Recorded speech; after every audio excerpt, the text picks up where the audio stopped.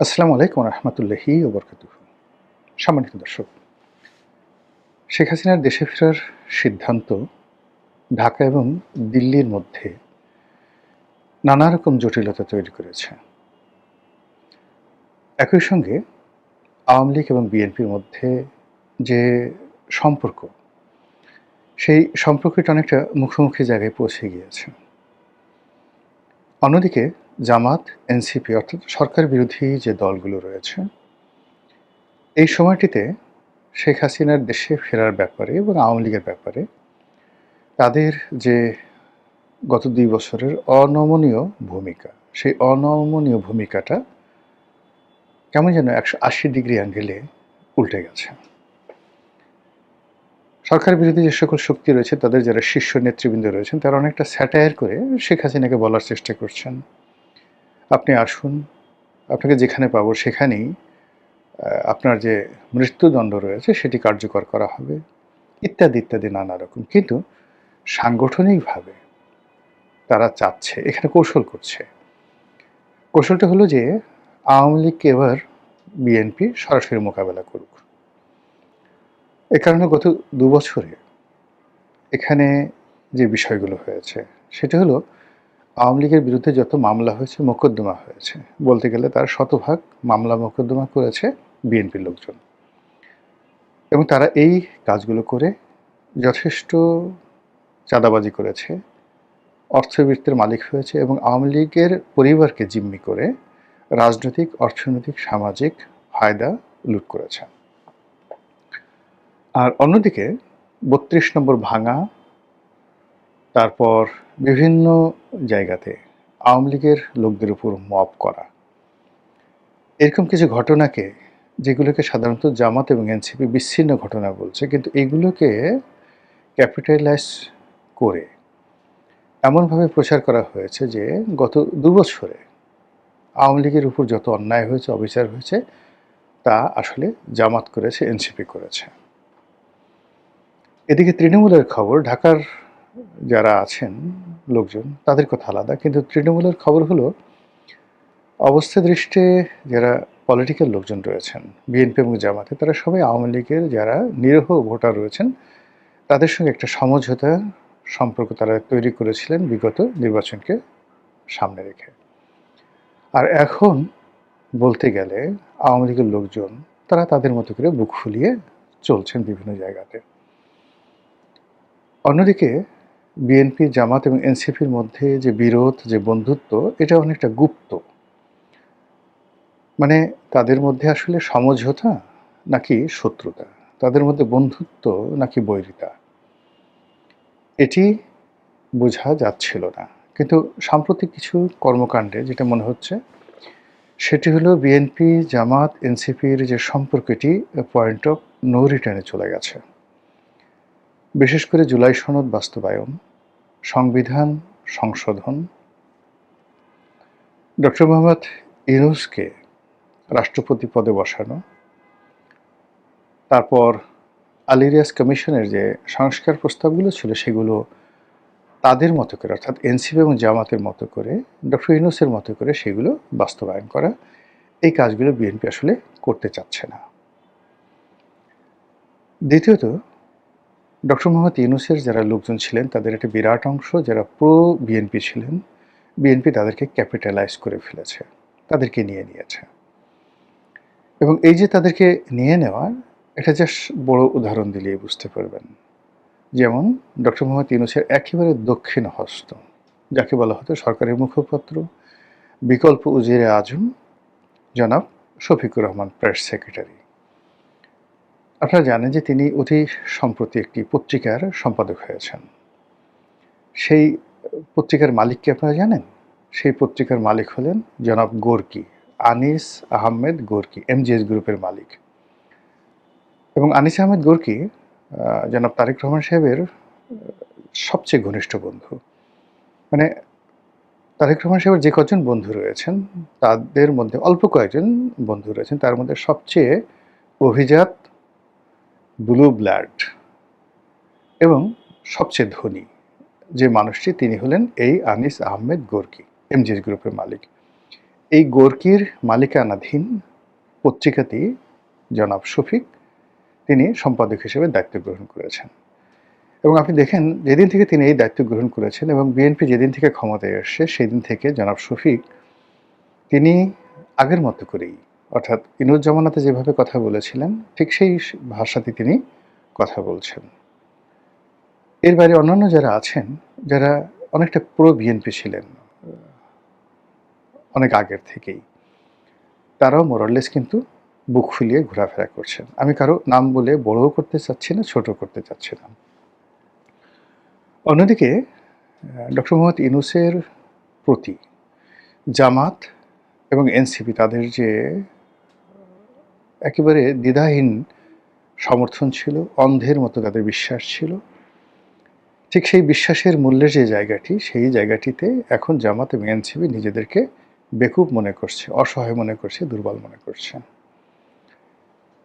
রাজনীতিতে যখন এরকম একটা হাহাকার তৈরি হচ্ছে, যারা ক্ষমতা পেয়েছে তাদের এক ধরনের হাহাকার, এবং যারা ক্ষমতা পেয়েছে তারা এখানে ৩টা ভাগে বিভক্ত করে দিয়েছে। ডক্টর মোহাম্মদ ইউনূস জামাত এনসিপির যে সম্পর্ক, সেই সম্পর্কটি ভেঙে গেছে। ইউনূস সাহেবের যে লোকজন ছিল তাদের একটা বিরাট অংশকে নিষ্ক্রিয় করে দেওয়া হয়েছে, অন্য অংশটিকে বিএনপি আপন করে নিয়েছে। আর জামাতের মধ্যে একটা হতাশা, আতঙ্ক এবং ভয় ঢুকিয়ে দেওয়া হয়েছে। ঠিক এই সময়টিতে যখন শেখ হাসিনা বললেন যে আমি বাংলাদেশে আসছি এবং ডিসেম্বর মাসে আসছি, তখন সঙ্গত কারণে যেহেতু এখানে আলটিমেটলি একটা বিভেদ তৈরি হয়ে গিয়েছিল এবং এই বিভেদটা আর জোড়া লাগানোর কোনো স্কোপ আগামীতে নেই। তো সেই অর্থে সরকার, বিএনপির যারা সহযোদ্ধা রয়েছেন তাদের সাথে যমুনাতে বৈঠক করেছেন, খাওয়া দাওয়া করেছেন, আনাকুম জানাকুম সালাম আলাইকুম এরকম কথাবার্তা শেখানো হয়েছে। অনেকে গিয়ে অনেক বড় বড় দাবি দেওয়া পেশ করেছেন, অনেকে সরকারের মন্ত্রী এমপি হতে চেয়েছেন, আরও ইত্যাদি নানা কিছু, কিন্তু কাজের কাজ কিছুই হয়নি। এর কারণ হলো যারা গিয়েছিলেন আসলে তাদের মানে ওইরকম সাংগঠনিক ভিত্তি, পরিচিতি, সামাজিক যে কানেক্টিভিটি বা যাকে বলা হয় সুনাম সুখ্যাতি, বলতে গেলে একমাত্র মাহমুদুর রহমান মান্না ছাড়া অ্যাজ এ পার্সন ওখানে ওইরকম কেউ নেই যিনি কোনো একটা সচিবালয়ে টেলিফোন করবেন, বাংলাদেশে কোনো একটা ডিসিকে টেলিফোন করবেন, কোনো একটা জেলা শহরে একা একা যাবেন এবং সেখানে কেবলই মাত্র তার রাজনৈতিক ক্যারিয়ারের কারণে সম্মানিত হবেন, মর্যাদা পাবেন। কেউ তাদেরকে ভুয়া ভুয়া বলবে না, কেউ তাদেরকে অমুক চোর বলবে না, অমুক মানে তাদের এখন দেখেন যে এই সরকারের সাথে বন্ধুত্বের বেশে তাদের কাছাকাছি আছে বা কাছাকাছি বাইরে চলে গেছে, এরকম প্রায় সবারই এক একটা উপাধি আছে, বিভিন্ন রকম বাজে বাজে উপাধি আছে। তো সেই মানুষগুলো 0 0 0 একত্র করলে যেমন 0 হয়ে যায়, অথবা মাইনাস মাইনাস মাইনাস যদি একত্র করেন তাহলে যেভাবে মাইনাসের সংখ্যাটা বাড়ে, তেমনি যমুনাতে যারা শেখ হাসিনার বিরুদ্ধে যদি জনমত গঠন করা, রাজনৈতিক শক্তি গঠন করা, এই উদ্দেশ্যে যমুনার সেই বৈঠকটি হয়ে থাকে প্রধানমন্ত্রীর নেতৃত্বে, তাহলে এখানে 0 0 0 হয়েছে অথবা মাইনাস মাইনাস মাইনাস হয়েছে। অন্যদিকে জামাত যারা আছে তারা আসলে কি করছে এটা সরকার জানে না, আমরাও জানি না। বহু আগে একেবারে ঠিক 2024 সনের দিকে আমার কাছে মনে হয়েছিল যে আগামীতে যে রাজনৈতিক মিত্রতা হবে, সেই মিত্রতা হবে জামাতের সঙ্গে আওয়ামী লীগের। আবার বিশ্বাস করেন এই কথাগুলো আমি এই ইউটিউবে বহুবার বলেছি। জামাতের সঙ্গে দিল্লির কানেকশন, জামাতের সঙ্গে আওয়ামী লীগের কানেকশন, এই কথাগুলো 2024 সনের সেপ্টেম্বর অক্টোবর মাসে বলেছি। আজকের দিনে এটার যে রূঢ় বাস্তবতা, এটা আমি না, স্বয়ং প্রধানমন্ত্রী বা বিএনপির যারা শীর্ষ নেতৃবৃন্দ রয়েছেন তারা এইরকম যাকে বলা হয় কথা বলাবলি করছে। ঠিক সেই সময়টাতে শেখ হাসিনা বাংলাদেশে আসতে চাচ্ছেন। এটা নিয়ে আওয়ামী লীগের মধ্যে একটা মিশ্র প্রতিক্রিয়া দেখা দিয়েছে। তারা এখন কি করবেন? অনেকে যেমন খুব স্বপ্ন দেখছেন শেখ হাসিনা আসবেন, এটা হবে, এটা হবে, এটা হবে, তারা সবাই গণহারে জেলে যাবেন।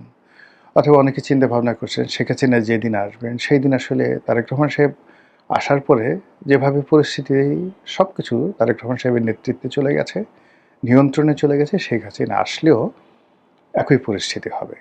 এটা আওয়ামী লীগের বিশাল শ্রেণী মনে করছে। আওয়ামী লীগের যারা একটু সমঝদার তারা চিন্তা করছে যে আচ্ছা ঠিক আছে, দেশের বাইরে পালিয়ে থাকার চাইতে এখানে এসে আমরা যদি জেলখানাতে থাকি, দেশে রাজনীতি করি, তাহলে অন্তত মুখ রক্ষা হয়। শেখ হাসিনা হয়তো মনে করছেন যে আমি আর বাঁচব কয়দিন, এই সময়টিতে আমি আমার দেশের মাটিতে থাকব, দেশের মাটিতে কবর রচিত হবে, এরকম একটা আকাঙ্ক্ষা তার মধ্যে আসতে পারে। আবার অন্যদিকে তার যে জিদ, তার শরীরের যে অবস্থা এবং একই সঙ্গে তার যে অতীত ক্যারেক্টারিস্টিক্স, সেই দিক থেকে তার যে হুমকি, এই হুমকিটা যে ফেলে দিতে মানে সরকার যে ফেলে দিবে বা গণ্য করবে না, এটাও কিন্তু কোনো অবস্থাতেই যাকে বলা হয় মনে করার কোনো কারণ নেই। একেবারে সর্বশেষ যেটি, সেটি হলো দিল্লি। এখানে সরকারের সাথে কি খেলা খেলছে এটার উপর অনেক কিছু নির্ভর করবে। যেমন দেখা গেল যে প্রথম দিকে একেবারে দিল্লি এগিয়ে এলেন তারেক রহমান সাহেবের সাথে সম্পর্ক করার জন্য, কিন্তু পরবর্তীতে বিভিন্ন কারণে সেই সম্পর্কটা হলো না। তারপর চীন ভ্রমণের পরে সেই পরিস্থিতি একেবারে ইনুস জমানার মতো চলে গেল। আবার সাম্প্রতিক সময় দিল্লি আবার তারেক রহমান সাহেবকে সেপ্টেম্বর মাসে দিল্লি ভ্রমণের বিমস্টেক উপলক্ষে দিল্লি ভ্রমণের আমন্ত্রণ জানিয়েছেন। ইতিমধ্যে অন্তত বাংলাদেশের যে বিষয় নিয়ে দিল্লি এবং ওয়াশিংটন যে একত্র হয়ে গেছেন, ডোনাল্ড ট্রাম্প এবং মোদির মধ্যে হাজারো বিরোধ থাকা সত্ত্বেও বাংলাদেশের প্রশ্নে তারা ঐক্যমত পোষণ করছেন, এটা প্রায় নিশ্চিত। ২ নম্বর হলো যে দিল্লি এবং আমেরিকা বুঝে গেছে তাদের যে কৌশলগত যে বিষয়গুলো দরকার বাংলাদেশ থেকে, মূলত সে বাংলাদেশ থেকে ব্যবসা বাণিজ্য নিয়ে ভারতেরও মাথা ব্যথা নেই। এর কারণ হলো তাদের ট্রিলিয়ন ট্রিলিয়ন ডলারের ইকোনমি। সেখানে বাংলাদেশের সঙ্গে তাদের যে ব্যবসা বড়জোর কত 40 বিলিয়ন ডলারের ইয়ারলি ব্যবসা, নট মোর দ্যান দ্যাট। আমেরিকার সাথে আমাদের ব্যবসা বাইলেটারাল কত হবে? খুব অল্প, বড়জোর 20 বিলিয়ন ডলারের ব্যবসা। এর মধ্যে আমরা এক্সপোর্ট করি কত আর তারা ইম্পোর্ট করে খুব অল্প। তারা ইম্পোর্ট করে তারা এক্সপোর্ট করে খুব অল্প, আমরা এক্সপোর্ট করি অনেক বেশি। কিন্তু আমেরিকার ইকোনমির সাইজে এটা একটা পিনাটও না, সর্ষে দানা। তো কাজে এখানে ব্যবসা বাণিজ্য টাকা পয়সার চাইতে মিলিটারি অ্যাসপেক্ট এবং যেটাকে বলা হয় ভূ রাজনীতির যে গোলকধাঁধা, কৌশলগত দিক, এটা বেশি গুরুত্বপূর্ণ, বিশেষ করে চীনকে মোকাবেলা করার জন্য। এবং আমেরিকার যে ইন্দো প্যাসিফিক নীতি এবং একই সঙ্গে মায়ানমার অ্যাক্ট বা বার্মা অ্যাক্ট, একই সঙ্গে দিল্লির 7 সিস্টার এবং চীনকে মোকাবেলা, এই 3টি বিষয়ে তারা বুঝে গেছে যে কৌশলগতভাবে পার্টনার হিসেবে বিএনপি তাদের কাছে শক্তিশালী নাকি আওয়ামী লীগ তাদের কাছে গুরুত্বপূর্ণ শক্তিশালী পার্টনার। 2 নম্বর হলো যে তাদের স্বার্থ স্ট্রংলি রক্ষা করার ক্ষেত্রে শেখ হাসিনা সক্ষম না তারেক জিয়া সক্ষম। অন্যদিকে জঙ্গিবাদ দমন, যেটিকে আমরা ফান্ডামেন্টালিজম বলি, এই ব্যাপারে ভারতের আতঙ্ক চরমে, আমেরিকার আতঙ্ক চরমে। তো সেই ব্যাপারে আওয়ামী লীগ এবং শেখ হাসিনার সঙ্গে আমেরিকা এবং দিল্লির যে সম্পর্ক, সেই সম্পর্কটি কোনো অবস্থাতেই বর্তমান বিএনপির নেতৃত্ব স্পর্শ করতে পারবে না। তো সেই দিক থেকে ফাইনালি একবার সামনে টেনে, অর্থাৎ মাছ যেভাবে শিকার করে, আপনি মাছ বড়শি গিলে ফেলেছে, এখন একবার তাকে ছেড়ে দেন, একবার টানেন, এভাবে একটা সময় সে রক্তাক্ত হবে, দুর্বল হবে এবং পরবর্তীতে আপনি তাকে উঠিয়ে একদম সুন্দর করে ফ্রাই করে খেয়ে ফেলবেন। এইভাবে সরকারকে টানা হেঁচড়া আমেরিকা করছে, তারপর ভারত করছে, আইএমএফের মাধ্যমে করছে, বিশ্ব ব্যাংকের মাধ্যমে করছে, দিল্লির কূটনীতির মাধ্যমে করছে, যেটিকে আমরা সাউথ ব্লক বলি, তার মাধ্যমে করা হচ্ছে, সিআইয়ের মাধ্যমে করা হচ্ছে, রয়ের মাধ্যমে করা হচ্ছে। আবার এই যে বাংলাদেশে বিভিন্ন জায়গাতে যে বোমা পাওয়া যাচ্ছে, এর মাধ্যমেও সরকারের যে এনার্জিটা নষ্ট করে দেওয়া হচ্ছে।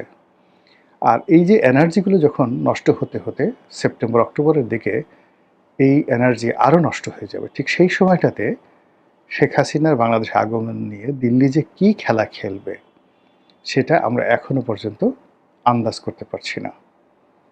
মহান আল্লাহ আমাদের সবাইকে হেদায়েত দান করুন এবং হেফাজত করুন। আসসালামু আলাইকুম ওয়া রাহমাতুল্লাহি ওয়া বারাকাতুহু।